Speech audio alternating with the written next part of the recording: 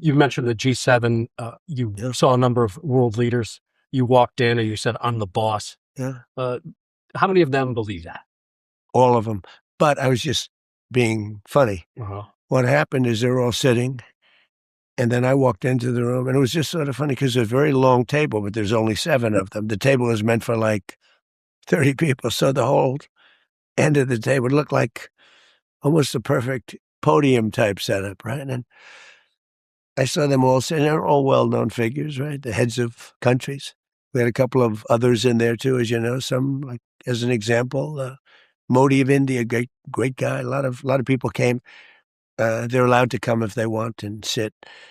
But I walked in there, these leaders, and I just looked at them. I said, "I'm the boss, and you remember." And that was done as a joke. This thing got carried all over the world. I can't believe it. I was just being cute, funny. I wasn't trying to be the boss. All right, folks, welcome to Dr. John Podcast right now. For years, Republican officials swallowed their concerns about Trump's foreign conduct, but the silence has shattered. A prominent GOP leader has now declared Trump a full-blown liability, saying his approach is dangerous and actively damaging American interests, a devastating break from within his own party. This isn't about partisan bickering. This isn't about Democrats scoring political points. This is about a Republican who has watched Trump's behavior long enough and is finally saying what so many have been thinking privately for years. The president has gone too far. His G7 performance was the breaking point. His willingness to defend Russia while throwing allies under the bus was the final straw. And now the dam has burst. The Republican rebellion on foreign policy has officially begun. So what exactly happened at this G7 summit that pushed a respected Republican leader to break ranks so dramatically? What did Trump say? What did he do? And why are world leaders now openly mocking the President of the United States? You're not a fan of Lula, if I'm not mistaken. I'm not a fan or not a fan. I don't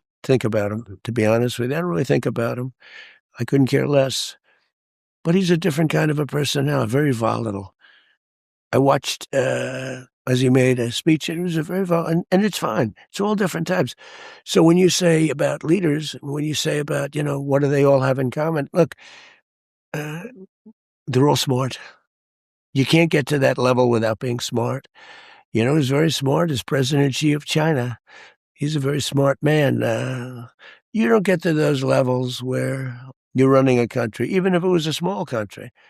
You have something special. Now, in some cases, it doesn't work out, but you need something special. It's not an easy thing to do. What is it about Xi that you find most admirable?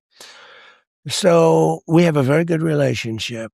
And you probably heard me say yesterday, I said, I want to thank him because he didn't get involved with the whole thing with Iran. The answers to these questions are genuinely shocking and reveal a president who seems completely detached from reality when it comes to America's role in the world. Let's travel back to France for a moment and reconstruct exactly what transpired at the G7 summit, because the details paint a picture of a president who was thoroughly out of his depth and completely unable to handle the pressure of dealing with his international counterparts. The G7, for those who need a refresher, represents the 7 largest democratic economies on the planet. The United States, France, Germany, Italy, Japan, Canada, and the United Kingdom gather to coordinate strategy, tackle global challenges, and present a united front against shared threats. It's a gathering of America's closest friends and most reliable partners. It's supposed to showcase the strength and unity of the democratic world. But when Trump showed up, he turned it into a circus. He could have gotten involved. He could have sent a nice oil ship surrounded by 12 destroyers and see if he could blast his way through the blockade, which was an unbelievable military. I think it's going to go down as one of the great military maneuvers. It was every bit as important as all the bombing we did. It really, they were dying. They had no money, no nothing for months. But President Xi, I asked him, I said, I'd really appreciate you not getting involved. And he was great. He didn't get involved. And Obviously, if I ask you who are the 2 greatest or leaders you like the most on the world stage, I'd assume one of them is Xi. yeah, I think in terms of leadership, I think that's true. Who's the other?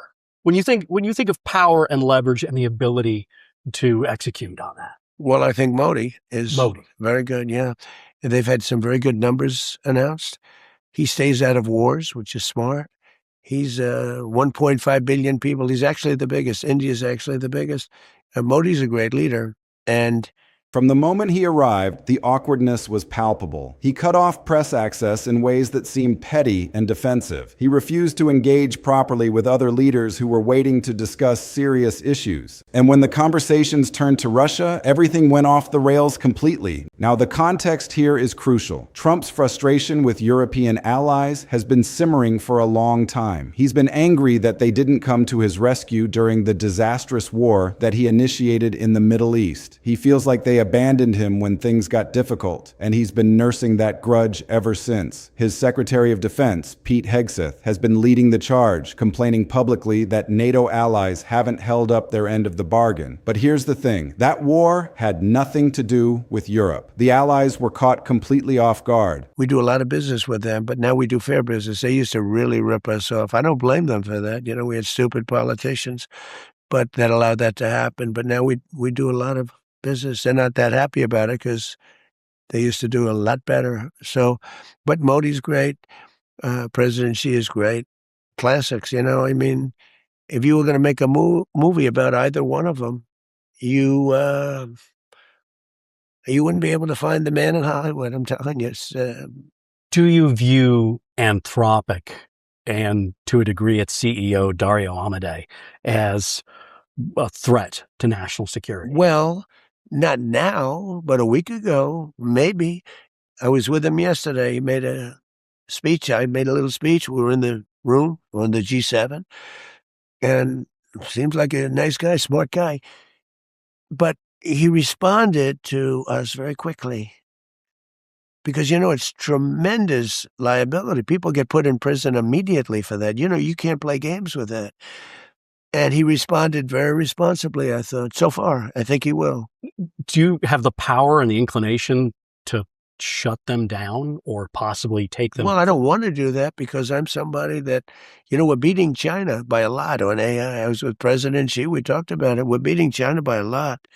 They had no obligation to jump in and save Trump from a conflict that he started without consulting anyone. Yet Trump took it personally, and he came to the G7 looking for payback. The problem is that his anger clouded his judgment and caused him to say things that were not just wrong, but actively harmful to American interests. The most damaging comments revolved around Russia and Ukraine. Trump began aggressively attacking the decision by Obama and other world leaders to kick Russia out of what used to be the G8 after Putin's regime annexed Crimea and violated international law. This wasn't a minor historical quibble. Trump was standing up for Russia. He was publicly defending the country that invaded its neighbor and continues to threaten European stability. He claimed that removing Russia was a huge mistake. He argued that if Russia had been allowed to stay in the group all these years, the war in Ukraine would never have happened. He then went even further, asserting that if he had been president, the war also would never have happened. That's the president of the United States essentially blaming America and its allies for a war that Russia started. That's a president parroting Kremlin talking points and giving Vladimir Putin exactly what he wants. A narrative that shifts blame away from Moscow. The implications of these comments are staggering. When the American president says that Russia should never have been kicked out of the G8, he's excusing the annexation of Crimea. He's legitimizing the invasion of Ukraine. He's sending a signal to every aggressive power on the planet that territorial conquest might be forgiven if you're strong enough. He's undermining every diplomatic effort to isolate Russia and hold it accountable for its actions. He's giving Putin a propaganda victory that the Russian dictator will use to convince his own people and the world that Russia is actually the victim here. And for what? Because Trump was angry at Europeans for not bailing him out of a war he started? It's an astonishing display of petulance and recklessness from someone who holds the most powerful office in the world. World leaders were understandably horrified. They confronted Trump. They pushed back against his claims. They tried to explain to him why his position was wrong and why it was damaging the unity of the alliance. But Trump didn't want to hear it. He got defensive. He got angry. He doubled down on his assertions. He refused to acknowledge that he might be mistaken or that his words were having a dangerous effect. The other leaders weren't buying what he was selling. They started treating him differently. Instead of the respect normally accorded to an American president, they started displaying open skepticism and even mockery. They were shaking their heads at his statements. They were exchanging glances that communicated their embarrassment. They were treating him like a difficult family member who shows up to Thanksgiving dinner and says something completely inappropriate. This isn't just my interpretation. This was happening in front of cameras. This was playing out on television screens around the world. Reports from journalists who were present described a scene of intense tension and frustration. Trump didn't seem to understand why his comments were so controversial. He didn't grasp why European leaders were so upset about his defense of Russia. He didn't appreciate the damage he was doing to decades of careful diplomatic work that had built the Western alliance into the most powerful political and military coalition in human history. In the span of one summit, Trump was unraveling all of that, and the world was watching. Voters were watching. Allies were watching. And for the first time, an influential Republican leader decided that they had watched enough. The breaking point came when a prominent GOP figure stepped forward and went on the record. This wasn't some backbencher seeking attention. This was someone with real credibility in the party, someone who commands respect among Republican voters, someone who had previously supported Trump and given him the benefit of the doubt. But after watching the G7 debacle unfold, they had finally reached their limit. They delivered a devastating assessment of Trump's performance, stating plainly that he had damaged American credibility on the world stage. They said he had sabotaged alliances that had taken generations to build. They declared that his behavior was putting the entire Republican Party on a collision course with reality, just as voters were starting to pay close attention to the next election cycle. This was not a soft criticism or a gentle suggestion for improvement. This was a full-throated condemnation of the president's foreign policy and his fitness to represent America internationally. The significance of this cannot be overstated. For years, the only voices criticizing Trump's foreign policy were Democrats, liberal commentators, and foreign leaders who had no stake in American domestic politics. Republicans could dismiss those voices as biased or motivated by partisan animosity. They could circle the wagons and defend the president against outsiders. But when the criticism comes from within, when it comes from someone who is respected in the party and has shared ideological commitments with Trump, the defense mechanisms stop working. You can't claim it's partisan when it's your own side making the accusation. You can't dismiss it as motivated by political opposition when it's coming from a loyal Republican. You have to confront the substance of the criticism, and the substance is devastating. What the GOP leader said was that Trump has become a liability, not just politically but substantively. He's not just bad for the party's electoral prospects, he's bad for the country. His approach to Russia is strengthening an adversary while weakening the coalition that has kept the peace in Europe for generations. His confrontational style toward allies is making America less trusted and less influential. His inability to handle the pressure of international negotiations is projecting weakness and inconsistency to every nation watching. And all of this is happening at a time when the world is more dangerous and more unstable than it has been in decades. The leader was essentially saying that Trump's foreign policy is a disaster that is going to haunt the party and the country for years to come.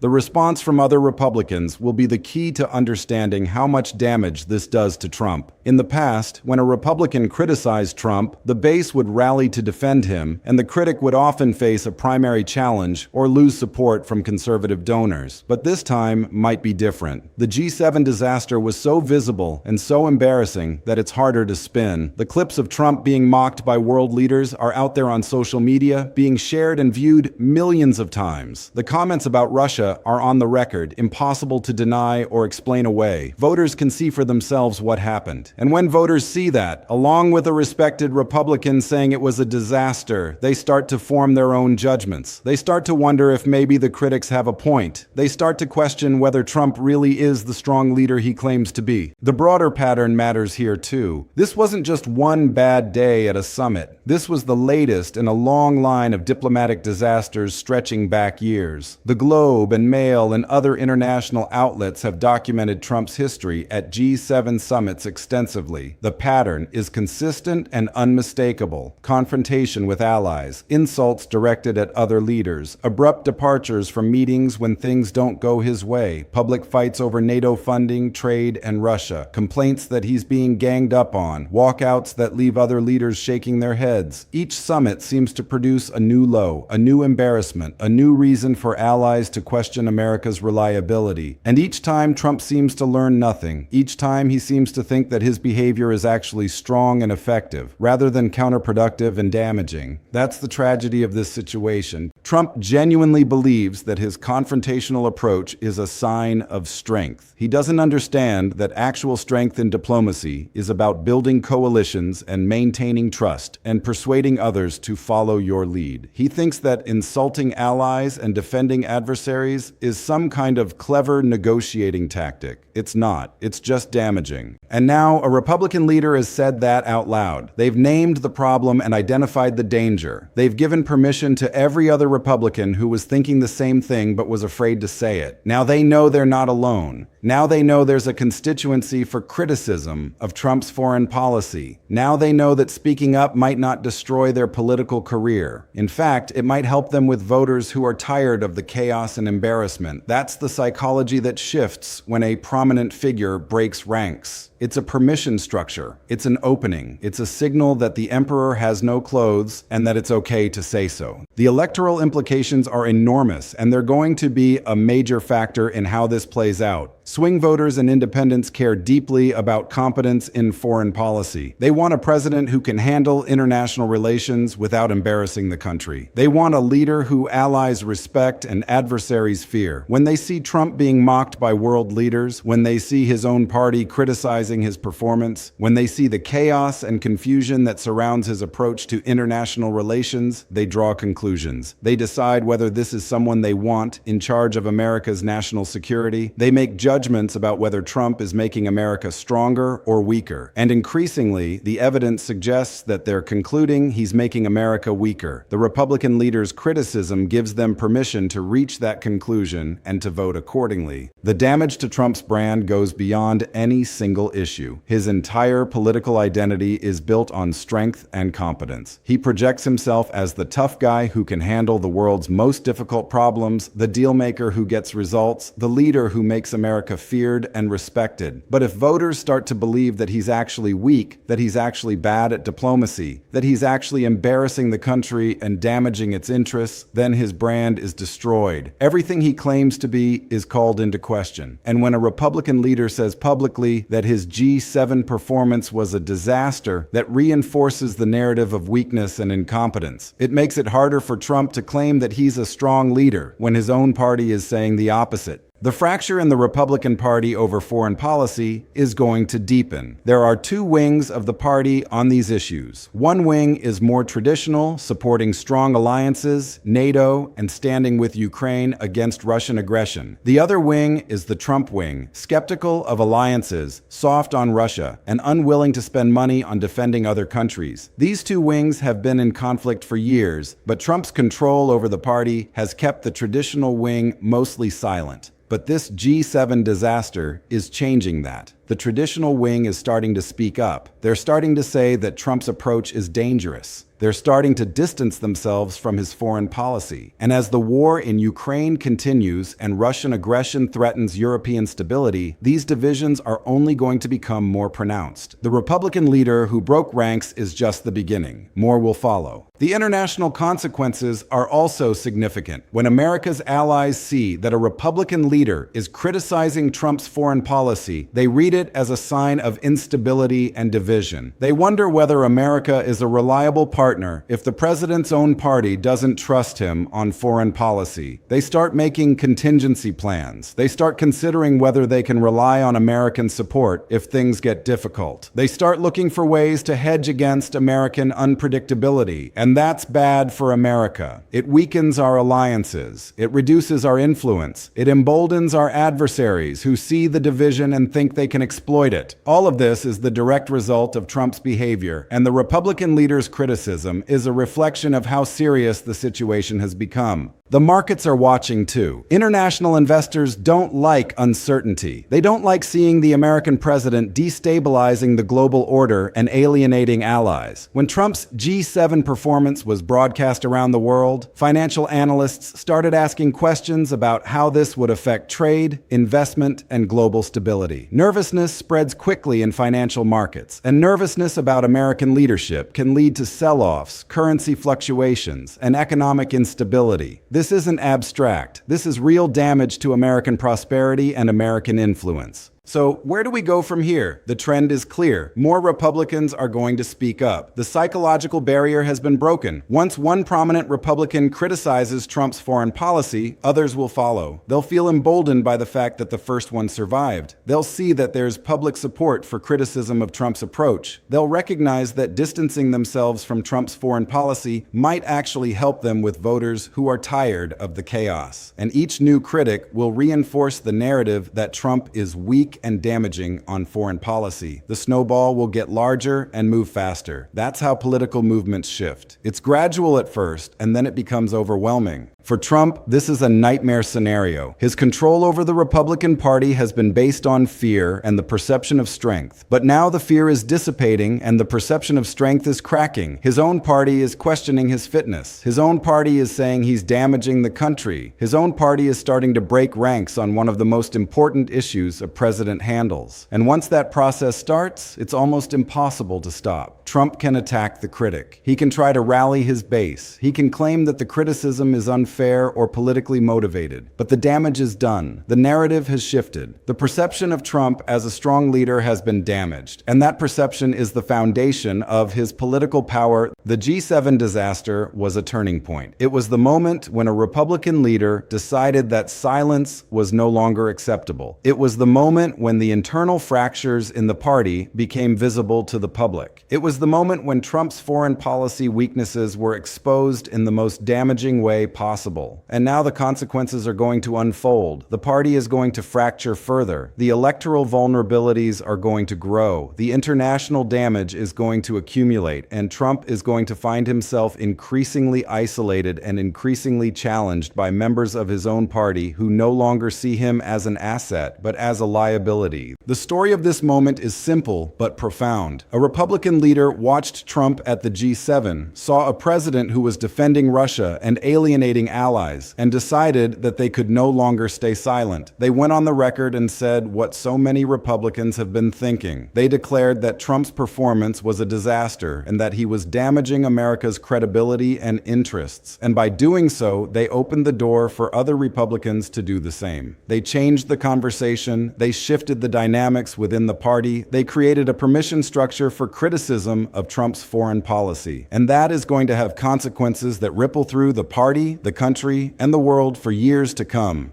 The old Republican Party, the one that supported strong alliances, stood up to Russia, and projected American strength and leadership, is reasserting itself. It's pushing back against the Trump wing that wants to blow up the old order and embrace a more isolationist, pro-Russia approach. And this G7 moment is a battle in that larger war for the soul of the Republican Party. The traditionalists are starting to fight back, and they're using Trump's own failures as their ammunition. They're pointing to his embarrassing performances on the world stage and saying, this is not strength, this is weakness, this is not America first, this is America alone and America weak. And voters are starting to listen. So what should we expect in the coming weeks and months? More Republican voices will emerge, criticizing Trump's foreign policy and his handling of international relations. The cracks in the party will become more visible and more numerous. The electoral implications will become more apparent as voters start to factor in Trump's foreign policy weaknesses when they make their decisions. The international damage will continue to accumulate as allies respond to Trump's unreliability. And Trump himself will become more defensive and more erratic as he feels the walls closing in. It's a familiar pattern in politics. When a leader starts to lose control of his own party, the decline accelerates. The fear that once kept everyone in line starts to dissipate. The perception of strength starts to crack. And soon, the leader finds himself with a party that no longer listens, no longer follows, and no longer fears him. That's where we are with Trump right now. A Republican leader has put the dagger in him after the G7 disaster. The wound is deep, and it's not going to heal quickly. The criticism is out there, and it's going to resonate. The fractures in the party are visible, and they're going to spread. Trump's foreign policy weaknesses are exposed, and they're going to be exploited by his opponents and increasingly questioned by his own side. This is a pivotal moment. This is when the narrative shifts. This is when the perception of power starts to crumble. And for Donald Trump, who has built his entire political brand on strength, that's the most dangerous development imaginable.